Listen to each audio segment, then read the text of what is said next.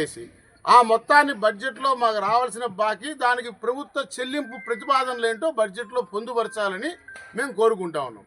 అలా కాని పక్షంలో మేము ప్రభుత్వానికి ఒక ప్రత్యామ్నాయ పరిష్కారాన్ని సూచించాం.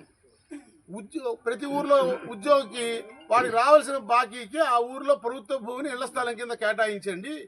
2 సంవత్సరాల్లో ఇల్లు కట్టుకుంటే బ్యాంకు వారి దగ్గర నుంచి మేము చేసుకునేటువంటి హౌసింగ్ లోన్కి వచ్చే వడ్డీలో ప్రభుత్వం సబ్సిడీ ఇస్తాననేటువంటి ఒక పథకాన్ని రూపొందించినట్టయితే 2 ఏళ్లలో ఉద్యోగులు ప్రతి ఊళ్ళో ఇల్లు కట్టుకుని కాలనీలుగా డెవలప్ అయ్యి అసలు నగర అభివృద్ధికి సెకండ్ టైర్ విలేజ్ ఊళ్ళు డెవలప్ కావాలంటే పట్టణాలు ఆల్రెడీ విశాఖపట్నం విజయవాడ పట్టణాలు కాదు, సెకండ్ టైర్ నగరాలు కూడా అభివృద్ధి చెందాలంటే వాటికి ఊరికి బయట అన్ని పక్కల కనుక ఈ రకంగా ఉద్యోగుల సమూహాలు ఇచ్చినట్టయితే ఆ ఊరు కూడా అభివృద్ధి చెందుతుంది.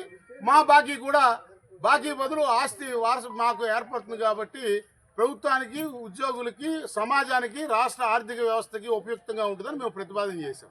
కాబట్టి వచ్చే బడ్జెట్లో అయితే మాకు రావాల్సిన బాకీ ఎలా చెల్లిస్తారో ప్రభుత్వం ప్రతిపాదనలైనా కేటాయింపు ప్రతిపాదనలైనా చూపాలి, లేదా మేము సూచిస్తున్న పథకానికైనా ఆమోదం తెలపాలి. ఈ రెండూ కాకుండా ఇంకా బాకీ ఎంత ఉందని మాత్రం చెప్పి చెల్లింపు గురించి మౌనం దాలిస్తే ఇంకా భరించేటువంటి పరిస్థితి ఈరోజు ఈ రాష్ట్రంలో ఉద్యోగ ఉపాధ్యాయ పెన్షన్లకి లేదనేటువంటి విషయాన్ని మీ ద్వారా ప్రభుత్వానికి తెలియజేసుకుంటాం. గతంలో మీరు వైకాపా ఉన్నప్పుడు రాష్ట్ర వ్యాప్తంగా మీరు తిరిగారు, ఉద్యోగుల సమస్యలు తీరుస్తానని చెప్పారు. ఇప్పుడు